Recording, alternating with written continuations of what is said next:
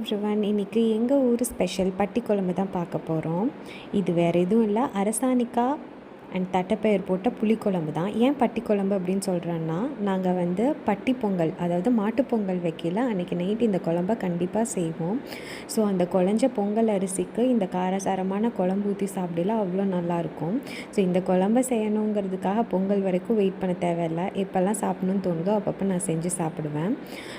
அதனால் இந்த டிஷ் நான் உங்களுக்கு அப்லோட் பண்ணுறேன், நீங்களும் கண்டிப்பாக ட்ரை பண்ணி பாருங்கள்.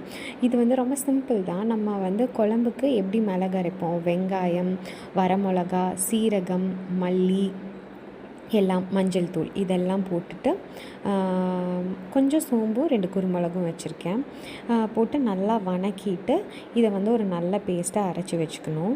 ஸோ இது வந்து தட்டைப்பயிர் அரசாணிக்காய் குழம்பு அப்படிங்கிறனால நான் ஃபர்ஸ்ட்டே வந்து தட்டைப்பயிர் தனியாக வேக வச்சு எடுத்துட்டேன், அரசாணிக்காவையும் தனியாக வேக வச்சு எடுத்துட்டேன். இப்போ வந்து இந்த மிளகு வறுத்ததை வந்து ஆற வச்சு நம்ம அரைச்சிடலாம்.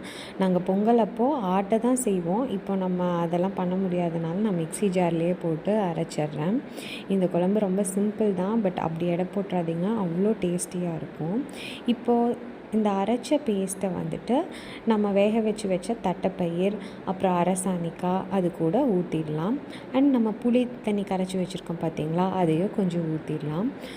கொஞ்சம் வெல்லம், ஒரு அரை ஸ்பூன் அளவுக்கு வெல்லம் போட்டால் டேஸ்ட்டை வந்து என்ஹான்ஸ் பண்ணி கொடுக்கும். அவ்வளோதான், நம்ம பட்டி குழம்பு ரெடி ஆயிடுச்சு. நீங்களும் ட்ரை பண்ணி பார்த்துட்டு கமெண்ட்டில் சொல்லுங்கள்.